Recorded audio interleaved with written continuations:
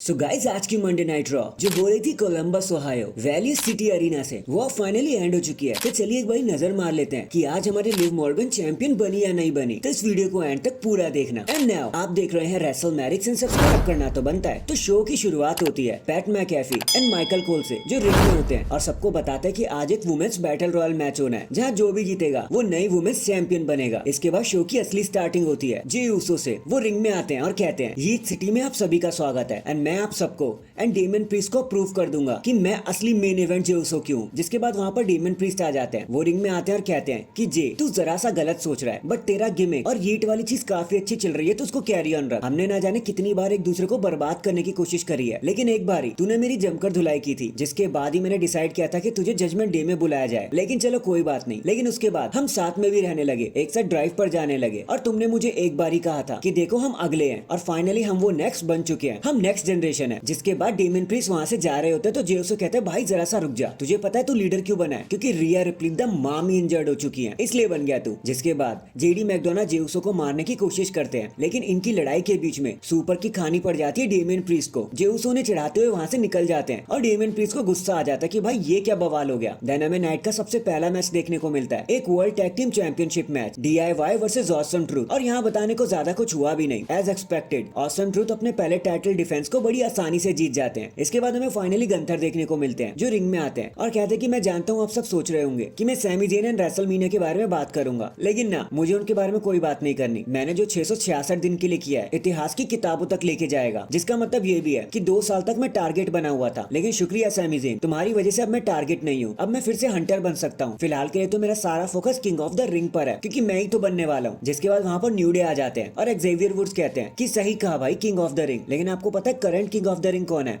वो तो मैं हूँ और मैं इस चीज को और आगे लेके जाऊंगा जब मैं दूसरी बार भी किंग ऑफ द रिंग बन जाऊंगा। फिर गंथर कहते हैं कि अब मैं किंग ऑफ द रिंग को दोबारा से रीसेट करने वाला हूँ और जेवियर तू सिर्फ एक ऐसा बंदा है जो भाई एक्सीडेंट इस चीज को जीत गया। जिसके बाद हमें the Imperium versus new day के बीच में एक टैग टीम मैच देखने को मिलता है जहाँ डबल टीम करते करते न्यू डे बड़ी आसानी से द इंपीरियम को हरा देते हैं। गंथर को इस बात से बहुत गुस्सा आ जाता है लेकिन अचानक लडविग काजर जियोवानी विंची पर अटैक कर देते हैं, उनको मारने लगते हैं। एंड इस अटैक के बाद हम इतना तो समझ जाते हैं कि इंपीरियम अब फाइनली टूट चुकी है, खत्म हो चुकी है। देन हमें ड्रू मैकिंटायर देखने को मिलते हैं जो रिंग में आते हैं और हमेशा की तरह सीएम पंक के चैंट मिल रहे होते हैं। तो वो कहते हैं कि जितना चाहे सीएम पंक की आवाज लगा लो, कोई फायदा नहीं होने वाला। देखो अगर मैं चाहूँ ना तो रात भर यहाँ पे रहकर कंप्लेन कर सकता हूँ बट अब मेरा ध्यान king of the ring tournament की तरफ है क्योंकि वहीं से ही मैं अपनी वापसी करूंगा। जिसके बाद शेमस भी वहाँ आ जाते हैं और शेमस कहते हैं कि ड्रू तुम्हें मैं 20 सालों से जानता हूँ, भाई क्या हो गया है तुम्हें? तुम बस कंप्लेन ही किए जा रहे हो पिछले 4 सालों से। तुम्हें पता है तुम कितने कमजोर हो गए हो? एक हाथ वाले सीएम पंक ने भी तुम्हें बर्बाद कर दिया, तुम्हारा सब कुछ छीन लिया उसने। मैकिंटायर कहता है कि भाई मुझे इन सबसे कोई फर्क नहीं पड़ता, खैर मेरी छोड़ो, तुम अपनी बताओ। जब तुम इंजर्ड नहीं हुए थे ना तो बैंगर आफ्टर बैंगर डिलीवर कर रहे थे, लेकिन जब तुमने वापसी करी है तो मेरे को लग रहा है बर्गर आफ्टर बर्गर हुए जा रहा है जिस पर सब लोग ट्रिप लेने लगते हैं। शेमस कहते हैं अबे गधे, मेरा वजन तो फिर भी कम किया जा सकता है लेकिन तू बार बार थोड़ी ना हार जाएगा। लोगों को ब्लेम करना बंद कर भाई, हिम्मत है तो चल लड़ते हैं। ड्रू मैकिंटायर कहते हैं कि मैं बस तभी लड़ता हूँ जब जरूरी हो, मैं बस बैठकर तेरा मैच देखूंगा। जिसके बाद हमें शेमस एंड शिनसुके नाकामुरा के बीच में एक सिंगल्स मैच दिखाया जाता है। बताने को यहाँ कुछ हुआ नहीं, बड़े मजे से ब्रोक किक लगाकर शेमस अपने मैच को जीत जाते हैं। जिसके बाद ड्रू मैकिंटायर उनको अपलॉज देते हुए नजर आते हैं कि भाई बहुत बढ़िया। नेक्स्ट हमें चैड गेबल देखने को मिलते हैं जो पूरी अल्फा एकेडमी के साथ रिंग में आ जाते हैं। चैड कहते हैं कि ऑडियंस आपको जितना बू करना है कर लो, लेकिन मैंने वही किया जो जरूरी था। सैमी जेन को मार मिलनी ही चाहिए थी। लास्ट वीक मैं पूरी कंट्री से लड़ रहा था, होम टाउन हीरो से लड़ रहा था, मैंने तो अपनी मर्दानगी दिखाई उसका हाथ ऊपर करके। लेकिन जब सैमी सबके साथ एंजॉय करने लगा,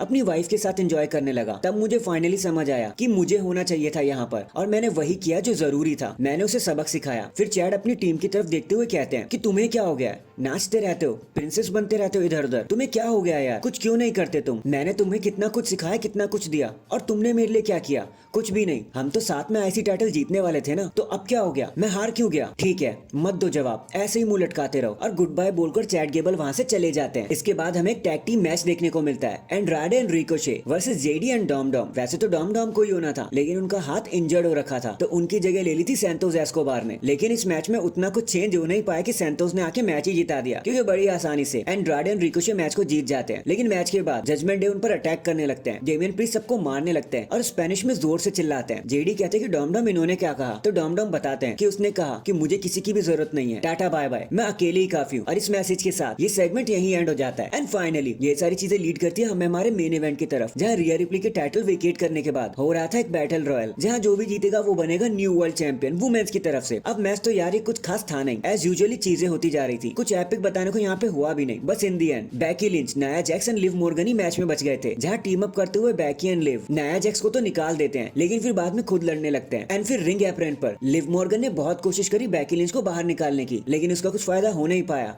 बैकी लिंच ने एक मैन हैंडल स्लैम लगा दिया, लिव मॉर्गन को एलिमिनेट करके मैच जीतकर वो हो जाती है न्यू वर्ल्ड चैंपियन। पर्सनली जिससे मैं तो बहुत डिसअपॉइंट हुआ भाई, क्योंकि मेरे को लगता था कि लिव मॉर्गन जीतेंगी। अब उनकी बात का मतलब ही क्या रहा भाई, बिल्कुल भी कुछ नहीं। So that is it guys, अभी के लिए तो बस इतना ही। आप मुझे बताना आज की मंडे नाइट रॉ आपको कैसी लगी, कमेंट करके जरूर बताना। एंड चैनल पर नया तो चैनल को जल्दी से लाइक एंड सब्सक्राइब कर दो। बाकी मैं मिलता हूँ आपसे किसी और अपडेट के साथ, तब तक के लिए अपना ख्याल रखें और खुश रहें।